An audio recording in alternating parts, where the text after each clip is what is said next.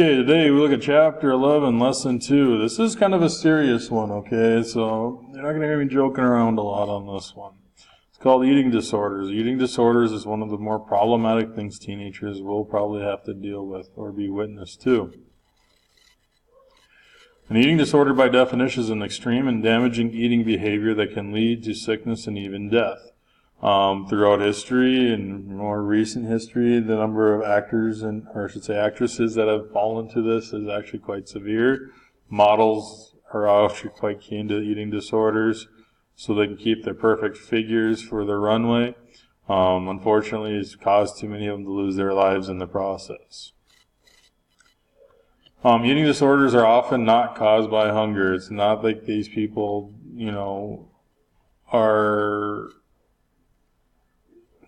it's not like they lack food or anything else. It's more of what's affecting them that causes them to eat or not to eat. It's nothing to do with hunger.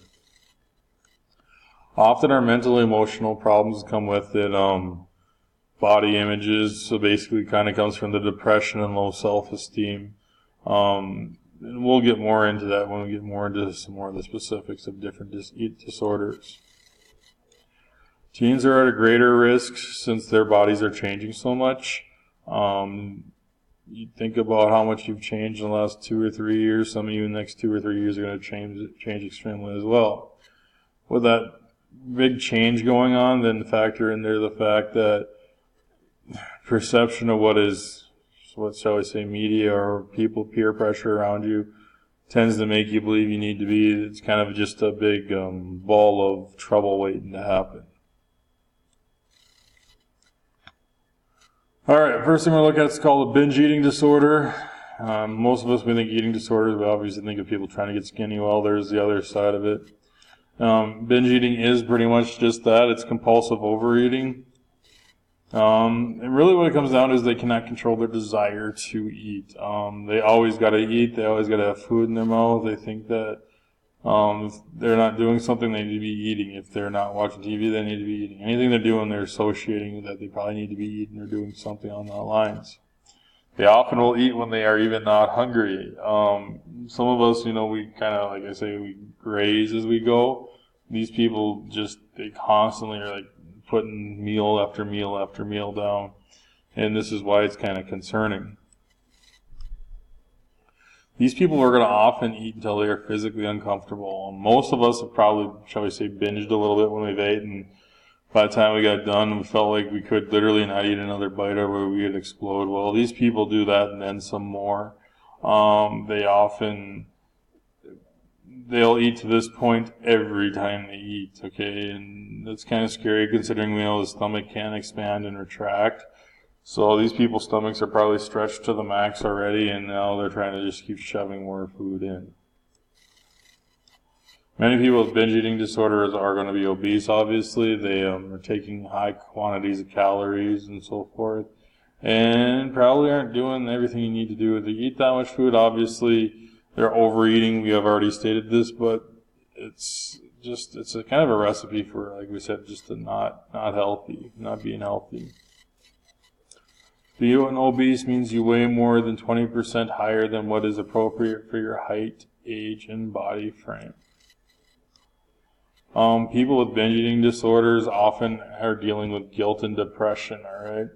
It's funny how when people do something wrong, they have a tendency to eat. And that's where the guilt part comes in.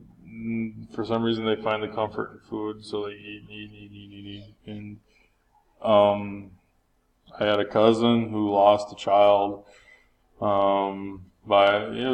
there's nothing anyone really could have done about it. The umbilical cord got wrapped around his neck and accidentally choked the child to death. In vitro still, in the womb still. She turned to food to help deal with her guilt and depression with the deal. And she put on a lot of weight, and just recently now, that was about 20 years ago, just recently now, she's actually gotten healthy again, and she looks like she's doing really well. But that's where we're talking about binge eating disorder, where guilt and depression can come into play. Next one we're talking about is anorexic nervosa. Somebody who's anorexic is oftentimes an eating disorder characterized by self-starvation leading to extreme weight loss. Most common amongst females, 14 to 18, does occur in men too. Slowly eat less and less. You got to be aware of this. People that are anorexic will eat less and less food. Often see themselves as fat or overweight, and this often causes them to be underweight. They often have brittle bones, they'll break a bone really easily, and they're also under eating leads to heart failure, starvation, kidney failure, which then leads to death. And it's kind of a graphic picture, but it tells the whole story. All right. You can see here, this is what her perception of herself is, and here's what she actually looks like. Bulimia nervosa is a condition in which a person eats large amounts of foods and then secretly purges. Purged by vomiting and using laxatives. Vomiting meaning just that, throwing up. Laxatives means they basically give themselves diarrhea. They often overexercise, are very concerned about weight, often use the bathroom right after eating, dangerous to teeth, hormone imbalance, dehydration, and damage to the kidney, livers, and loss of important minerals. Now, people with eating disorders need help. The help they need is professional. Whether you know it or not, you need to tell someone. Like we said, you'd rather lose a friend or a friendship. All right, and you got to make that conscious choice. To me, it's no no-brainer. You lose a friendship before you lose a person. All right.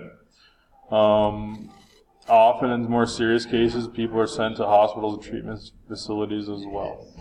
All right, I know I went through that kind of quickly, but go ahead and read back through your chapter.